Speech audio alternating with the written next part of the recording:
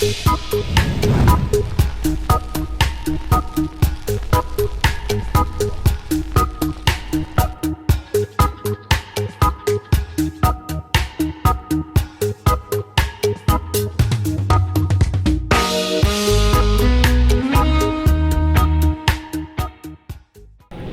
to find a consistent stroke with how you pull the trigger. When you start doing too much or too less, too much will blob out in certain places, and just try to keep a consistent pull. Okay, so constant pressure. And then do you need to keep a constant depth with the tip as well? Yeah, definitely. You want to, each joint varies depending on the stuff, but usually we apply backer rod to try to keep the joint consistent. But if there's different things in the joint, definitely you have to go with how the flow of the joint is. And one of the most important things is joint preparation.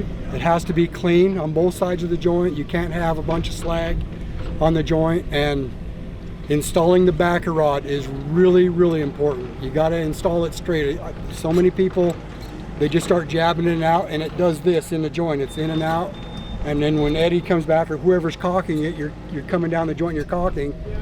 All of a sudden you've got too much caulking coming out because the rod is pushing out, or then you've got to slow down and stop and pump more material because the rod is in there too deep. So it's really, really important to keep that backer rod straight and consistent so you can caulk a really nice joint. That's the main thing, to being able to caulk a really nice joint. It's really important. Really gets back to the beginning of laying the rod and cleaning it. Yep. That's most critical, is cleaning. If the joint's dirty, the caulking will not stick, and you will have a field day trying to tool it. What do you use to clean it? A brush and alcohol usually, or? When we're doing concrete joints like this, we'll usually use a wire brush and then come through and with the steel wheel brush and clean it real quick, and then just a regular broom, and then be good to go. But if you have any slag, like concrete finishing, they leave a lot of slag on there, and you have to take your packing tool, your 5-in-1 or putty knife, whatever you want to call it, and you've got to break all that slag off. Because if you don't, when you tool to that slag, once there's movement, that caulking is going to stick to the slag, but then the slag is going to break off of the concrete, and you're going to have a joint failure there. So it's really important to get all that stuff off there. That's one of my pet peeves. Nothing pisses me off more than to tool behind somebody and the joint wasn't cleaned off properly, because it makes the joint, it just looks like crap, and it's going to fail, guaranteed. It's on there. Yeah. It just, if I was to caulk that and then there's going to be movement, that slag is just going to break off eventually.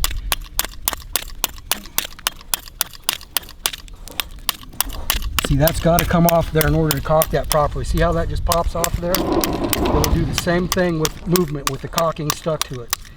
So that has got to come off.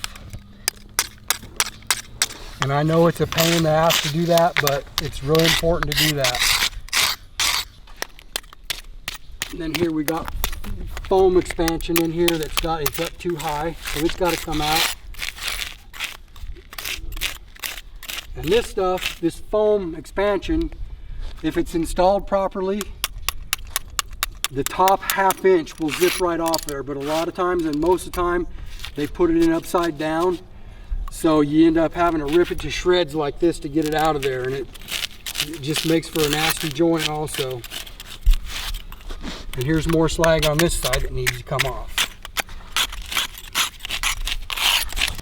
Now if there was a spot where I ripped it and it was really deep, I would get a piece of rod, install this foam back into it to make it so it was at the proper depth. Then you want to try to clean around everything around the joint too, so when you're tooling it, rock and debris doesn't blow back in it. So are these techniques specific to concrete, or is this more or less what you're going to do with most joints? Most joints. Like, if it's a brick joint, a vertical masonry joint, it's the same thing. Brick cleaners, they don't always clean, and this job was really dirty. I mean, it was bad. So we had to take a lot of time and run our 5-in-1 down both sides of the joint to get the mortar slag off of it. In the bed joints, you know, the horizontal bed joints, a lot of mortar was in there, so we had to knock that off there, because once you shoot caulking in there, you start tooling it, then it's going to stick to the caulking, and then you're going to have a lump of shit in your caulking. So it was really critical to get that cleaned out too. Cleanliness is really important. I don't care what you're caulking on, even if you're doing like interior door frames. You know, if they came in and they sanded the drywall or whatever, you've got to dust all your door frames and stuff, get all that dust off of whatever substrate you're caulking to. It's really important to have clean surfaces to caulk to, otherwise you're not bonding to anything. It may look like it's bonded, but it's not going to be, and it will fail over a period of time. So it's just really important to clean things. And a simple duster brush. I mean, you can do a lot. You can get a lot of stuff clean with a duster brush. And that's one of the things that's the first thing I grab when I get out of my truck in the morning. My duster brush and my 5-in-1 go in my back pocket, and then I've got them with me all day long. That's just something that you're going to have no matter what you're doing. You've got to have them with you. And is the duster brush the same as a paintbrush? Yeah, it's just a paintbrush. And basically what I do is, you get to know the painters on the jobs or whatever, and you say, hey man, you got an old paintbrush that you're not using anymore?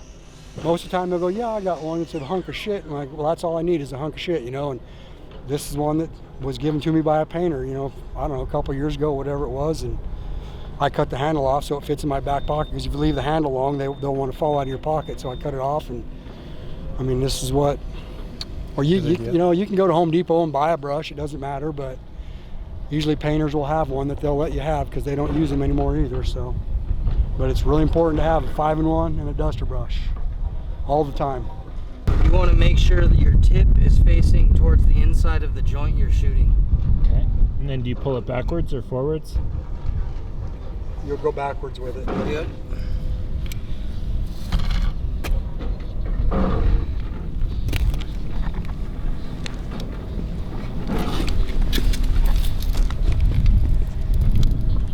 My gun, I'm cleaning the access caulking on the sides.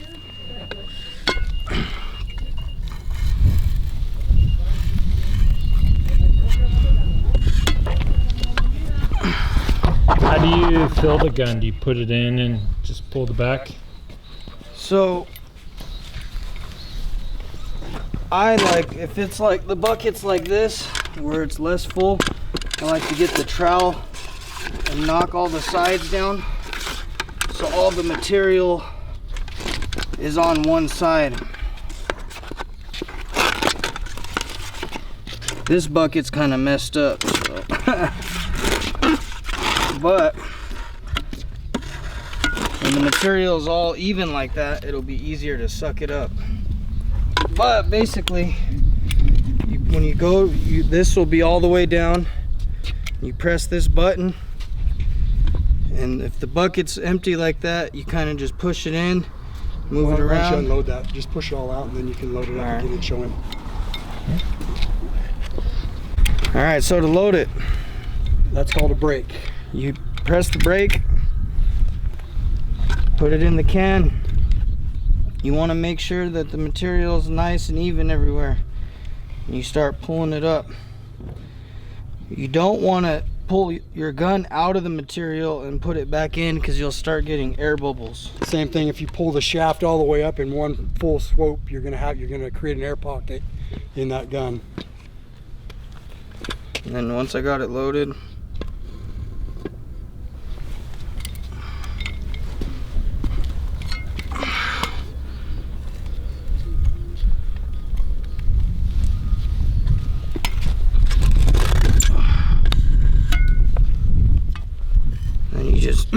get all the access caulking basically on the outside, so when you shoot it, you don't get it everywhere, and so that your ring won't get full of it.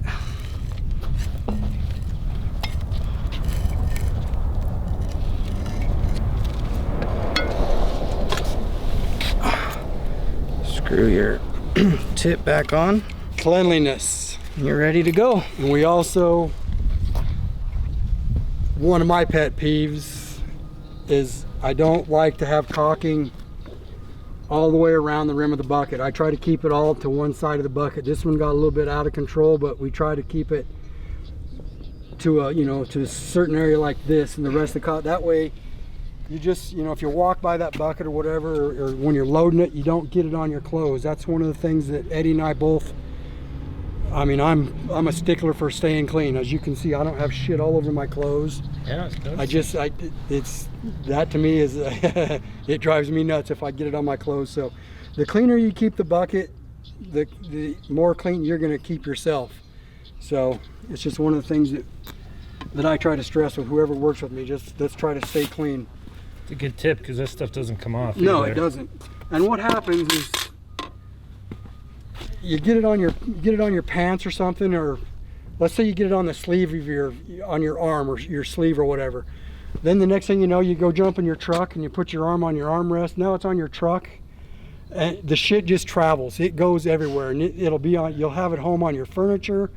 The best thing to do, and if I do get caulking on me, I stop doing what I'm doing immediately. I stop and I go get my solvent bucket and I clean. If I get some on my pants or whatever, and a lot of people think I'm petty about that shit, but that's just how I am. That's how I was brought up in the trade. But I get the shit cleaned off of me so it doesn't travel from wherever I go, because it will. It'll get all over everything. Do you think Dr. Seuss was inspired by caulking when you wrote The Cat in the Hat? He might. Especially if you're working on the interior of a job. Oh yeah, yeah. Then you're messing up walls and Yep. You're tracking it through carpet or whatever Yep. the case may be. So Yeah, and you know, the buckets, you know, a lot of people, they run their tool across this really fast, and you got a stringer hanging down off the side of the bucket. Well, that'll fall off down onto the carpet or onto the finished floor or whatever if you're inside somewhere.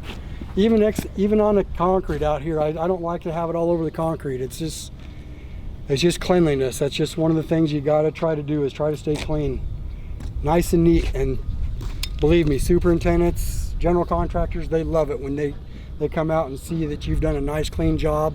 You don't leave trash laying all over the place. You know, you throw your buckets away in the dumpster at the end of the day. It's really important to do that. It means a lot. That's a good way to sell, so you get the next job, you know, just keep everything nice and clean.